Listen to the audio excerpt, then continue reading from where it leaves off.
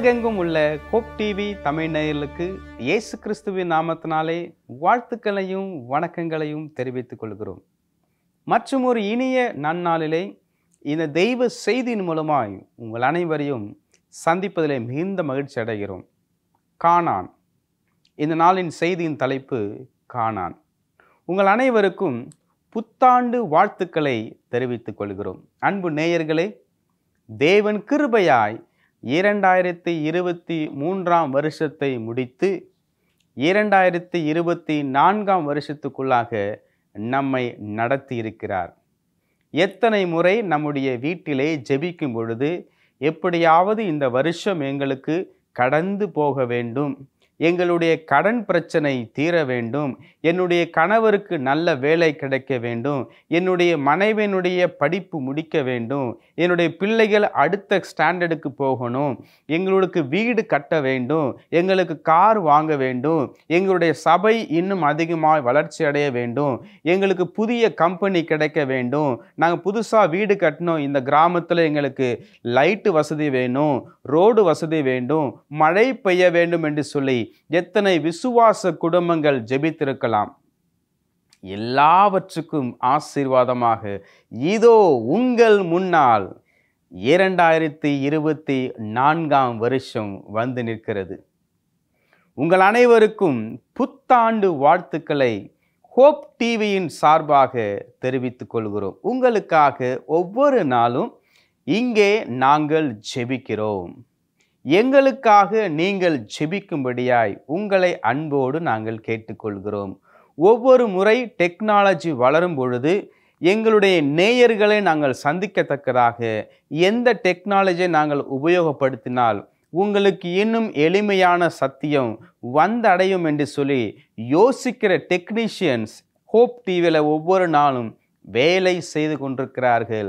Hope டிவியை சார்ந்து ஒரு திருச்சபையிலே எல்லா ஜெப விண்ணப்பங்களும் ஜெபத்திலே வைக்கப்பட்டு ஜெபிக்கப்பட்டு கொண்டிருக்கிறது. இந்த எல்லா டீமும் சேர்ந்து உங்களுக்கு கொடுக்கிற ஒரு சந்தோஷமான ஒரு நிகழ்ச்சி, ஒரு செய்தி என்னவென்று சொன்னால் கானான். இந்த புத்தாண்டு உங்களுக்கு ஒரு பெரிய ஆசீர்வாதமாய் அமைய எங்களுடைய வாழ்த்துக்களை நாங்கள் தெரிவித்துக் கொள்கிறோம். இந்த வருஷத்துக்கான வாக்குத்தத்த வசனம் பிலிப்பியர் 4 அதிகாரம் 13 வசனம். பிலிப்பியர் 4 அதிகாரம் 13 வசனம். என்னை பலப்படுத்துகிற கிறிஸ்துவினாலே எல்லாவற்றையும் செய்ய எங்களுக்கு பலன் உண்டு. I can do all things through Christ who strengthens me. என்ன செய்யணும்னு ஆசைப்படுறீங்க? இந்த புது வருஷத்தினுடைய கனவு என்ன? கனவு வீடு என்று சொல்லுவார்கள், ட்ரீம் ஹோம். ஒரு நபர் இன்னொரு நபர்கிட்ட கேட்குறாங்க, உங்களுடைய ட்ரீம் ஹோம் எப்படி இருக்கணும்? பாஸ்டர், பெரிய பெரிய ஜன்னலாக வைக்கணும், நல்ல பெருசு பெருசாக ஜன்னல் வைக்கணும், ஏன்னா வெளிச்சம் வரணும். நான் சொன்னேன், வெளிச்சம் வரும், திருடனும் வருவான். கொசு வலையெல்லாம் கரெக்டாக வச்சிருக்கணும், கொசு வராமல் இருக்கணும். கொசு வராது, காற்றும் வராது. என்ன பாஸ்டர் எப்போ பார்த்தாலும் கிண்டல் பண்ணிக்கிட்டே இருக்கிறீங்க? நம்முடைய ட்ரீம் ஹோம் எப்படி இருக்கணும்? கானான் என்று சொன்னாலே நமக்கு என்ன ஞாபகம் வருகிறது? இந்த நாளின் செய்தியினுடைய ஒரு முன்னுரைக்கு நாம் கடந்து போகும். நல்ல கஷ்டப்பட்டு இஸ்ரவேல் மக்களை வழிநடத்துகிற மோசையை பார்க்கிறோம். அவருடைய அசிஸ்டன்ட் யார் தெரியுங்களா? யோசுவா. எப்பொழுதெல்லாம் மோசே தளர்ந்து போகிறாரோ அவருக்கு உதவி செய்யும்படியாக வாலிபனான யோசுவா இருந்ததை நாம் பார்க்கிறோம். இப்பொழுது உங்களுடைய வேதாகமத்தை யோசுவா 1 அதிகாரம் 1 to 13 வசனங்களை நாம் வாசிக்க போகிறோம். அதை நாம் தியானிக்க போகிறோம். இந்த யோசுவா புத்தகத்தை நாம் திறந்தாலே முதலாவது ஒரு காரியம் வருகிறது. எல்லாரும் ஒரு டூருக்கு போகிறாங்க. எல்லாருன்னா யார் போகிறாங்க? 12 கோத்திரத்தை சார்ந்த பிரதிநிதிகள் 12 பேர் போகிறாங்க. போய் அங்கே எல்லாம் பார்க்குறாங்க. கானான் தேசம் எப்படி இருக்கும் அப்படின்னு சொல்லி அவங்க சர்வே பண்ணுறாங்க. அவங்க சர்வே பண்ணும் பொழுது எல்லாம் மிகவும் செழிப்பாக இருக்கிறது. பெரிய சந்தோஷம். ஆனால் அங்கே யாருமே இல்லையா? எப்படி அழகான எல்லா திராட்சை செடிகள் இருக்கிறது, பழங்கள் இருக்கிறது, மரங்கள் இருக்கிறது, இவ்வளவு செழிப்பு எப்படி வந்திருக்கும்னு சொன்னால் அங்கே மக்கள் இருக்கிறாங்க. அந்த மக்கள் தான் அந்த தேசத்தை அப்படி செழிப்பாக வச்சிருக்கிறாங்க. அந்த மக்கள் யாருன்னா ராட்சசர்கள், பெரிய பெரிய உருவங்களை வைத்தவர்கள். ஒவ்வொருத்தரும் பார்த்தா ஹல்கான் மாதிரி இருப்பாங்க. ரெஸ்லிங்லாம் பார்ப்பீங்களா? WWF சண்டை போடுறதுலாம், மல்லி யுத்தம் பார்க்குறீங்களா? எல்லாரும் சின்ன பிள்ளை மாதிரி இருப்பாங்க. பெரிய பெரிய மகவரெலாம் இருப்பாங்க. ஒரே கையில் எடுத்து அடிக்கிற அண்டர்டேக்கர்லேருந்து சின்னதாக இருக்கிற மிஸ்டீரியோ வரைக்கும் பெரிய பெரிய சண்டைகள்லாம் போட்டுட்டு இருப்பாங்க. நம்ம நிறைய பேர் சின்ன பிள்ளைங்க பார்ப்பாங்க, ஜெட்டிஸ் சேனல் பார்ப்பாங்க. நான் எல்லோ ரேஞ்சர், இவன் க்ரீன் ரேஞ்சர், நான் பவர் ரேஞ்சர்னு சொல்லிட்டு இருக்கிறத நான் பார்க்குறோம். டோரா பூச்சி நீங்கள் பார்த்துட்டு இருப்பீங்க. இதையெல்லாம் நம்ம பார்க்கும்பொழுது நமக்கு ஒரு சந்தோஷம் வருது. கானானை பார்க்கும்பொழுது அவங்களுக்கு எவ்வளோ சந்தோஷம் இருந்துச்சு தெரியுங்களா? பயங்கர சந்தோஷம். ஆனால் இந்த மனிதர்களை பார்க்கும்பொழுது அவங்களுடைய உள்ளம் சோர்ந்து போகிறது. அவர்கள் யானையை போல் இருக்கிறார்கள், இவர்கள் வெட்டுக்கிளியை போல் இருக்கிறார்கள். யுத்தம் என்று வந்தால் காலாலே மிதித்து கொண்டுடுவாங்க, ஒன்றும் முடியாது, எல்லாம் வெளியே வந்துடும். திரும்பி வராங்க மோசே கிட்ட சொல்றதுக்கு. 10 பேர் சொன்னாங்க, உண்மை மோசே, உண்மை. அது செழிப்பான நாடு தான், எல்லாமே இருக்கிறது, தண்ணீர் இருக்கிறது, எங்க பார்த்தாலும் மரங்களும் செடிகளும் பழங்களும் கனிகளும் பறவைகளும் எல்லாம் இருக்குது. ஆனா அங்க மக்கள் இருக்கிறாங்க. பார்த்திக்கோங்க, நமக்கு முன்னாடியே அங்கே மக்கள் இருக்கிறாங்க. நம்ம அவங்கள போய் சண்டை போட்டு அவங்கள தோற்கடித்து அந்த இடத்தை பெறுவது முடியாத காரியம் என்று சொல்கிறாங்க. 2 பேர், யோசுவாவும் காலேப்பும், அவங்கெல்லாம் பேசி முடிச்சதுக்கப்புறம் மனம் கசந்து அழுது, உண்மைதான், அது செழிப்பான தேசம்தான், அந்த தேசத்தில் எல்லாம் நமக்கு வைக்கப்பட்டிருக்கிறது. ஆனால் அங்கே ஏனாக்கின் புத்திரர் இருக்கத்தான் செய்கிறார்கள். கானானியர்கள் மிகவும் பயங்கரமாய் பெருகியிருக்கிறார்கள். ஆனால் அவர்களை பார்க்காதீர்கள், நம்மோடு இருக்கிற ஆண்டவரை பாருங்கள் என்று சொல்லுகிறார்கள். எல்லாரும் ரொம்ப வருத்தப்படுறாங்க. 11 நாட்களுக்குள்ளாக எகிப்திலிருந்து பாலைவனத்தை கடந்து கானானுக்கு போக வேண்டிய இஸ்ரவேல் மக்கள் இந்த முறுமுறுப்பின் காரணமாக 40 வருடங்கள் அப்படியே வனாந்திரத்தை சுற்றிக்கிட்டு இருக்கிறாங்க. யாராவது வாக்கிங் போக ஆசைப்பட்டால் எங்கே போவீங்க? பார்க்கில் போவீங்களா? இல்லை நல்ல வெயில் அடிக்கிற 12 மணிக்கு இருக்கிற மெரினா பீச்சில் போவீங்களா? சரி பாஸ்டர், பீச்சில் போவோம். எப்போ போவீங்க? காலையில் வாக்கிங் போவோம். நல்ல நடுராத்திரியில் வாக்கிங் போவோமா? இல்லை மதியம் நல்ல வெயிலில் வாக்கிங் போவோமா? 40 வருஷம் இவங்க வாக்கிங் போகிறாங்க. எதுக்கு வாக்கிங்கு? வாய் பண்ண வேலை. வாக்கிங்னா என்ன? பாஸ்டர் இமானுவேல் நீங்கள் என்ன சொல்கிறீங்க? வாய் பண்ண தப்புக்கு காலுக்கு கொடுக்குற தண்டனை வாக்கிங். என்ன வாக்கிங் இவங்க பண்ணாங்க? முறுமுறுத்தார்கள். ஐயோ, இந்த இடத்துக்கு கொண்டு வந்து விட்டுட்டீங்க, நாங்கள் எகிப்தில் இருந்தால் நல்லா இருக்குன்னு சொல்லி முறுமுறுத்து கொண்டே இருந்தார்கள். எப்போதுமே ஒரு நிறைவான மனது கிடையாது. என்னது இது? ஏன் இப்படி? எதுக்கெடுத்தாலும் ஒரு குறைச்சலான பேச்சுக்களை பேசி கொண்டிருந்ததுனால வாய் பண்ண வேலைக்கு ஆண்டவர் வாக்கிங் போக வச்சுட்டார். எப்போ? 40 வருஷம் வாக்கிங் போயிட்டாங்க. அதில் எல்லாம் வயசானவங்க, யாரெல்லாம் குறை பேசினாங்க எல்லாரும் இறந்து போய் அவங்களுக்கு பிள்ளைகள் பிறந்து அந்த சந்ததி தான் கானானுக்குள்ளே போனதை நாம் பார்க்கிறோம். கானான் என்று சொன்னாலே 3 இடத்தை நாம் பேச வேண்டும். முதலாவது எகிப்து. எகிப்தின் அடிமைத்தனத்தை நாம் பார்க்க வேண்டும் என்று சொன்னால் ஆதியாகமத்துக்கு அப்புறமாக யாத்திராகவும் லேவியராகவும் எண்ணாகவும் உபாகம் புத்தகத்தை வாசிக்கும் பொழுது அவர்கள் பட்ட எல்லா வேதனைகளையும் நாம் ஒன்றன் பின் ஒன்றாக வாசிக்க முடியும். எகிப்துக்கு ஏன் போனாங்க? ஆண்டவருடைய கட்டளைகளையும் பிரமாணங்களையும் அவர்கள் கீழ்ப்படியாமல், அப்பா அம்மா சொன்ன பேச்சை கேட்காம தன்னுடைய வழியிலே நடக்கிற பிள்ளைகளாய் மாறி, ஆண்டவர் வேண்டாம் நமக்குன்னு ஒரு இடத்தை உண்டாக்குவோம் என்று சொல்லி டவர் ஆஃப் பேபல் அவங்க உண்டாக்கி அவங்க வளர்ந்து கொண்டிருக்கும் பொழுது ஆண்டவர் மொழியை மாற்றி அவர்களை சிதறடிக்கிறார். எங்களுக்கு ஆண்டவர் வேண்டாம், நாங்களே ஒரு நகரத்தை கட்டுவோம்னு சொல்லி என்னைக்கு யோசிச்சாங்களோ அன்னைக்கு ஆண்டவர் வெளியே போயிட்டார். உலகம் வீட்டுக்குள்ளேயும் உள்ளத்துக்குள்ளேயும் வந்துருச்சு. எல்லாரும் எல்லாமாய் மாறிவிட்டார்கள். ஆண்டவர் என்ன பண்ணாரு? அந்நியர்களை பயன்படுத்தி இஸ்ரவேல் மக்களை அடிமைப்படுத்தி அவர்களை எகிப்துக்கு கொண்டு போறார். ஆபிரகாமுக்கே ஆண்டவர் சொன்னாரு, எகிப்துக்கு நீங்க அடிமையாய் 450 வருஷம் 400 வருஷத்துக்கு மேல இருப்பீங்க, அதுக்கப்புறமா நான் அவர்களை அங்கிருந்து கொண்டு வருவேன்னு சொன்னார். எகிப்துக்கு அவங்க போனாங்க. இஸ்ரவேல் தேசம் எவ்வளோ அழகாக இருக்கும். எல்லாரும் ரொம்ப சந்தோஷமாக இருந்தாங்க. எடுத்துகிட்டு போய் அவங்கள ஆப்பிரிக்காவில் போய் விட்டார். எகிப்தில் அடிமையாக இருக்கிறாங்க. பிரமிடுகளை கட்டுகிறார்கள். அங்கே எகிப்தில் இருக்கிற எல்லா அதிசயங்களும் கட்டினது யார்? யூதர்கள். உங்களுடைய வாழ்க்கையில் எகிப்து காணப்படுகிறதா? நீங்கள் அதிகமாக பேசி அப்பா அம்மாக்கிட்ட சண்டை போட்டு உங்கள் வாழ்க்கையில் கஷ்டப்படுறீங்களா? வேண்டாம்ப்பா, அந்த பொண்ணு வேண்டாம், நம்ம குடும்பத்துக்கு செட் ஆகாதுன்னு சொன்ன பிறகு அந்த பொண்ணை நீங்கள் கல்யாணம் பண்ணி சவாலில் நான் ஜெயிப்பேன், காதலுக்கு நாங்கள் எல்லாம் மரியாதை செலுத்துவோன்னு சொல்லி இன்னும் நீங்கள் கஷ்டப்படுறீங்களா? வேண்டாம்ப்பா, இந்த படிப்பு வேண்டாம், இதை படிப்பான்னு சொல்லும் பொழுது இல்லை நாங்கள்லாம் புரட்சி செய்ய போகிறோன்னு சொல்லி அதை படிச்சுட்டு இன்னும் வேலை இல்லாமல் ரோடாக நீங்கள் போயிட்டுருக்கீங்களா? பைக் எடுத்துக்கிட்டு பெட்ரோலுக்கு எப்படியாவது அப்பா 100 ரூபா கொடுப்பாருன்னு சொல்லி கேட்டுட்டு இருக்கீங்களா? எப்பொழுதெல்லாம் காதுக்கு நீங்கள் வேலை கொடுக்காம வாய்க்கு ரொம்ப வேலை கொடுக்குறீங்களோ அப்போ காலுக்கு நம்ம ரொம்ப வேலை கொடுக்குற மாதிரி ஆயிரும்.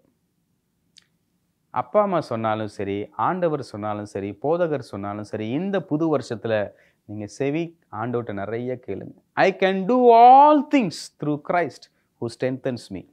என்னை பலப்படுத்துகிற கிறிஸ்துவினாலே எல்லாவற்றையும் செய்ய எனக்கு பலன் உண்டு. யார் பலப்படுத்துகிறார்? கிறிஸ்துவானவர். அதை மறந்துடாதீங்க. உங்களுடைய எகிப்து எப்படி இருக்கிறது? உங்களுடைய எகிப்து கொடுமையிலும் வறுமையிலும் வெயிலிலும் நோயிலும் கஷ்டத்திலும் பட்டினியிலும் நீங்கள் கஷ்டப்படுறீங்களா? ஆண்டவர் உங்களுக்கு ஒரு ஆசீர்வாதத்தை கொடுக்கிறார். எகிப்திலிருந்து ஆண்டவர் வெளியே கொண்டு வர போகிறார். எகிப்திலிருந்து கானானுக்கு போகிற வழி பாலைவனமாக இருக்கிறதுன்னு கவலைப்படாதீங்க. இரண்டாவது ஒரு இடம் பாலைவனம், வனாந்தரம். வனாந்தரம் வயல்வெளியாய் மாற முடியும். எப்படி மாறும்? வனாந்தரத்தில் தண்ணி ஊற்றினாலும் எந்த புல் பூண்டு எதுவுமே வளராது. ஆனால் புல் பூண்டு வளர்ந்தாதானே நெல் வளரும். நம்ம சாப்பாடுக்கு நெல் அப்புறம் அரிசி அதை நம்ம சாப்பாடு செஞ்சு சாப்பிட முடியும். கவலைப்படாதீங்க. வனாந்தரத்தில் ஆண்டவர் நீங்கள் நடக்கும்படியாக கொண்டு போனாலும் அந்த வனாந்தரத்தில் ஆண்டவர் மன்னாவை கொடுப்பார். என்னது மன்னாவா? மன்னா என்றால் என்ன தெரியுமா? மன்னா ஹெல்த் ட்ரிங்க்ஸ் கிடையாது. பரலோகத்தின் ஆண்டவர் பரலோக தூதர்கள் சாப்பிடுகிற உணவை எகிப்திலிருந்து வெளியே வர வேண்டும் என்று சொல்லி ஒப்பு கொடுத்து ஆசைப்பட்டு இயேசுவினுடைய பலியை விசுவாசித்து அந்த பஸ்காவை புசித்து அந்த அடிக்கப்பட்ட ஆட்டின் இரத்தத்தின் நிலக்காலை தெளித்து எல்லாவித வாதைகளையும் அவர்கள் பார்த்து அற்புதத்தின் கரத்தின் மூலமாக வெளிவர நினைக்கிற யாரா இருந்தாலும் அவர்களுக்கு ஆண்டவர் மன்னாவை கொடுக்க ஆயத்தமாகிறார். ஒரு நாள் கிடையாது, 2 நாள் கிடையாது, ஒரு வாரம் கிடையாது, ஒரு மாதம் கிடையாது, ஒரு வருஷம் கிடையாது, 40 வருஷம் அவர் மன்னாவை கொடுத்தார். 40 வருஷம் ஒரு வேலையும் செய்யலைங்க. அவங்க நடந்து கொண்டே இருந்தார்கள். விசுவாசத்திலே நடந்து கொண்டிருந்தார். தூரத்தில் பாரு, அதுதான் கானான் என்று சொல்லி அப்பா சொல்லுவார். எங்கப்பா ஒன்றுமே தெரியலப்பான்னு சொல்லி பையன் சொன்னாலும் விசுவாசத்தோடு நடந்து வா, இங்கே தான் கானான் இருக்குன்னு சொல்லி நடந்து போகிறாங்க. தாத்தா ரொம்ப வருத்தமாய் நடக்க முடியலை. அவங்களுக்கு ஒரு பல்லாக்கு கட்டி அவங்கள தூக்கிட்டு போகிறாங்க. ஆடு மாடுகள் நடக்க முடியல, தண்ணீர் இல்லை, எதுவுமே கவலைப்படாதீங்க. இன்றைக்கு ஆண்டவர் உங்களுக்கு மன்னாவை கொடுத்தது போல, காலையிலே கொடுத்தது போல மாலையிலும் கொடுப்பார். இதை நீங்க சாப்பிடுங்க, உங்களுக்கு நோய் வராது. 1.5 இன்ச்சு நாக்குக்காக நம்ம எவ்வளவு கஷ்டப்படுறோம். வாயில வச்சா உப்பு இல்லை, காரம் இல்லை, எண்ணெய் இல்லை, இனிப்பு இல்லை, எதுவும் இல்லைன்னு சொல்லி வருத்தப்பட்டு வருத்தப்பட்டு நல்லா ருசியா சாப்பிட நினைக்கிறோம். அதுக்கப்புறம் நோய் வாயில கஷ்டப்படுறோம். எனக்கு ஒரு டீச்சர் இருக்கிறார். அவர் சொல்லுவார், எப்பா நல்ல சாப்பிட வயசு இருக்கும்பொழுது காசு இல்லை. இப்போ பாரு, நான் நல்ல பிரின்சிபலாக இருக்கிறேன், காசுக்கு குறையே இல்லை, ஆனால் சாப்பிட முடியல. வயசாயிடுச்சுப்பா, எவ்வளவு ஆசைப்பட்டு சாப்பிட்டாலும் அப்புறம் ஒரு ஜெலூசில் ஒரு டைஜின் சாப்பிட்டாதான் எனக்கு உடம்பு சரியாகுது. இஸ்ரவேல் மக்கள் ஒரு அருமையான ஒரு திட்டத்துக்குள்ள ஆண்டவர் வழிநடத்தினார். உங்களுடைய வாழ்க்கை வனாந்தரமா இருக்குதா? ரொம்ப வெயில் அதிகமாக இருக்குதா? கால் உஷ்ணமா இருக்குதா? இரவிலே அக்கினி ஸ்தம்பத்தை ஆண்டவர் கொடுப்பார், பகலிலே மேக ஸ்தம்பத்தையும் ஆண்டவர் கொடுப்பார். நீங்க சமைச்சு சாப்பிட்டாதான் சந்தோஷம் நினைக்காதீங்க. உங்களுடைய வாழ்க்கையில் ஆண்டவர் எல்லாவற்றையும் கொடுக்க சித்தமுள்ளவராக இருக்கிறார்.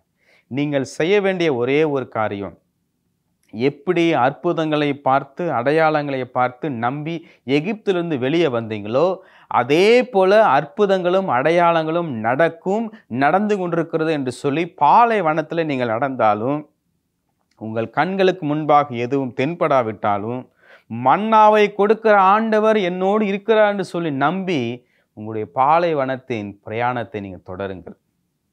இந்த புது வருஷம் ஆண்டவர் கொடுக்கிற ஒரு வாக்கு தத்துவம், எகிப்தின் வாழ்க்கை உங்களுக்கு வேண்டாம், வாருங்கள் கானானுக்கு என்று சொல்லி அழைக்கிறார். எகிப்தின் அடிமைத்தனம் உங்களுக்கு வேண்டாம், வாருங்கள் கானானுக்கு என்று சொல்லி அழைக்கிறார். எகிப்தில் நீங்கள் எல்லாரும் செங்கல் சுட வேண்டும், ஆனால் உங்களுக்கு எதுவுமே கொடுக்கப்படுவதில்லை. நீங்கள் பலுகி பெருகிறீர்கள் என்று சொல்லி யோசேப்பை அறியாத பார்வோன் வந்த நாள் முதற்கொண்டு நீங்கள் அடிமையா இருக்கிறீர்கள், இந்த இடம் உங்களுக்கு வேண்டாம், வாருங்கள் புறப்படுவோம் என்று சொல்லுகிறார். எத்தனை பேர் கனடா போகணும், யூஎஸ் போகணும்னு சொல்லி நினச்சிட்டு இருக்கிறீங்க? எத்தனை பேர் ஓஇடி எக்ஸாம் எழுதிட்டு இருக்கிறீங்க, என்கிளஸ் எழுதுறீங்க? எத்தனை பேர் இன்ஜினியரிங் எக்ஸாம் எழுதி கொண்டிருக்கீங்க? எத்தனை பேர் நீட் எக்ஸாம் இந்த வருஷம் எழுத போகிறீங்க? எத்தனை பேர் 10th எக்ஸாம் எழுத போகிறீங்க? எத்தனை பேர் 12th எக்ஸாம் எழுத போகிறீங்க? எத்தனை பேர் இமிகிரேட் பண்ணுறதுக்கு பிரயாசப்படுறீங்க? எத்தனை பேர் நான் இந்த யூனிவர்சிட்டிலேருந்து இந்த யூனிவர்சிட்டிக்கு போகிறேன்னு சொல்லி ஆசைப்படுறீங்க? எத்தனை பேர் உங்களுடைய ப்ராஜெக்டை முடிக்க போகிறீங்க? எத்தனை பேர் MBAக்காக படிக்க ஆசைப்படுறீங்க? எத்தனை பேர் என்னென்ன காரியங்களை செய்ய ஆசைப்படுறீங்க? ஆண்டவர் உங்களுக்கு எல்லாவற்றையும் கொடுக்க ஆயத்தமாக இருக்கிறார். பிலிப்பியர் 4ஆம் அதிகாரம் 13ஆம் வசனம், I can do all things through Christ who strengthens me. எல்லாவற்றையும் செய்ய ஆண்டவர் உங்களுக்கு பலன் கொடுக்க போகிறார். எகிப்திலிருந்து பாலைவனத்துக்கு ஆண்டவர் நடத்தி வருகிறார். பாலைவனத்திலிருந்து ஆண்டவர் கானானுக்கு கொண்டு போக போகிறார். மூன்றாவதாக நாம் போக வேண்டிய ஒரு இடம் கானான். அதுதான் நம்முடைய நிறைவான ஒரு இடம் என்பதை நாம் மறந்து போகவே கூடாது. எகிப்திலிருந்து பாலைவனத்துக்கு வருவதற்கு we need preparation. பாலைவனத்திலே நாம் நடந்து போவதற்கு we need power. பாலைவனத்திலிருந்து கானானுக்குள் போவதற்காக we need promise of possession. இறைவன் அந்த ஆசீர்வாதத்தை உங்களுக்கு கொடுக்க சித்தமுள்ளவராக இருக்கிறார். அன்றைக்கு எல்லாரும் பார்க்குறாங்க, யோர்தான் பிரவாகித்து இருக்கிறது, நிச்சயமாக நாம் கடந்து போக முடியாது என்று சொல்லி அவர்கள் எண்ணிக்கொண்டிருக்கிறார்கள். ஒருவேளை பர்வதங்கள் மலையிலே இருக்கிற அந்த ஐஸ் கட்டெல்லாம் உருகி வெள்ளம் பெருக்கெடுத்ததான்னு தெரியல, அன்றைக்கு போக முடியாத சூழ்நிலை. யோசுவா சொல்லுகிறார், ஆசாரியரை பார்த்து, உடன்படிக்கையை பெட்டி எடுத்துக்கொண்டு நீங்கள் நடங். தண்ணீர் இரண்டாக பிரிந்ததா? பிரிந்தது. எப்பொழுது? சிவந்த சமுத்திரத்தின் வழியாக மோசே எப்படி அந்த ஆசாரியர்களுக்கு கட்டளை கொடுத்து நீங்கள் முதலாவது 10 கற்பனை உள்ள அந்த பெட்டி எடுத்துக்கொண்டு நட என்று சொல்லும் பொழுது அவங்க கால் வச்ச மாத்திரத்தில் தண்ணீர் பிரிந்தது. வெட்டாந்தரையிலே நடந்து போனார்கள். அதிசயம். நிறைய பேர் சொல்றாங்க அது சின்ன ஓடை, முட்டிக்கு கீழே கூட தண்ணி இல்லை, அது பெரிய கடல்னு சொல்லி சொல்றாங்க. கிறிஸ்துவம் சும்மா என்று சொல்லுகிறார்கள்.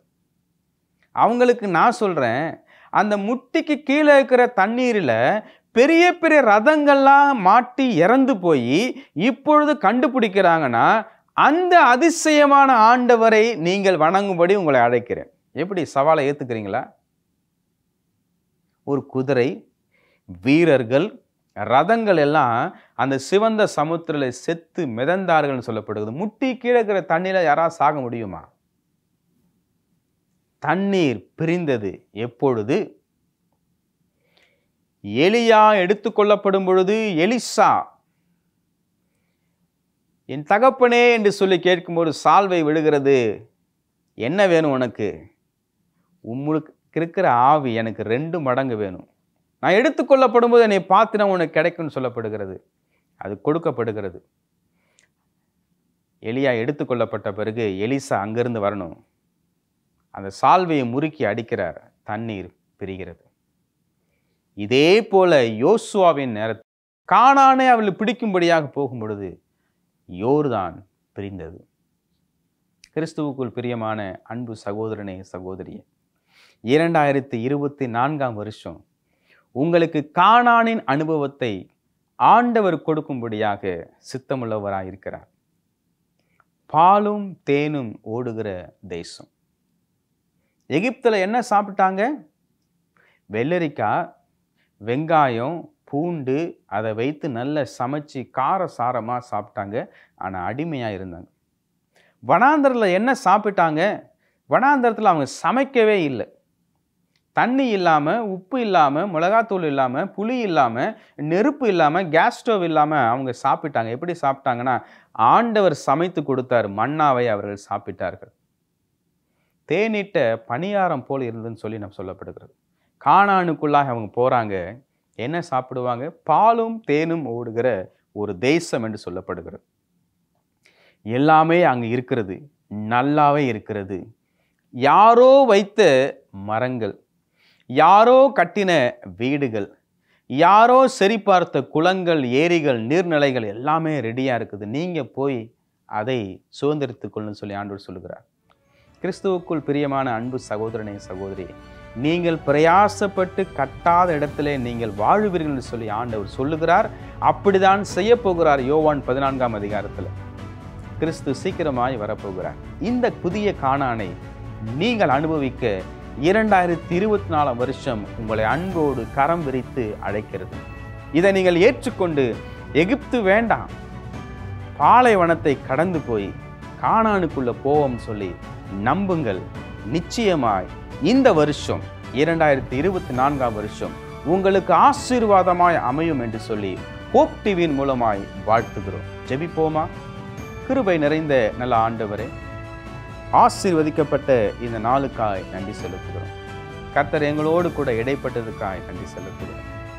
எகிப்திலிருந்து பாலைவனத்தின் வழியாக கானானுக்கு நான் உங்களை கொண்டு போவேன் என்று சொல்லி வாக்கு கொடுத்தீங்களே. இந்த பிலிப்பியர் 4ஆம் அதிகாரத்தின் 13ஆம் வசனம் எங்களுக்கு அனைவருக்கும் வாக்கு தத்தமாய் கொடுத்தீரே. உமக்கு நாங்கள் நன்றி செலுத்துகிறோம். இந்த நிகழ்ச்சியை கேட்டு பார்த்து ஒவ்வொரு உள்ளங்களையும் ஆசீர்வதியும். எங்களுடைய ஹோப் டிவி நேயர்களுக்கு இந்த புது வருஷம் என்னை பலப்படுத்துகிற கிறிஸ்துவினாலே எல்லாவற்றையும் செய்ய எனக்கு பலனுண்டு என்ற வாக்கு தத்தம் நிறைவேற இந்த புது வருஷம் எங்களுக்கு ஆசீர்வாதமாக அமையட்டும். ஆசீர்வதியும், வழிநடத்தும். இயேசுவின் மூலம் ஜெபிக்கிறோம் எங்கள் ஜீவனுள்ள தேவனாய் கர்த்தாவே. ஆமேன், ஆமேன்.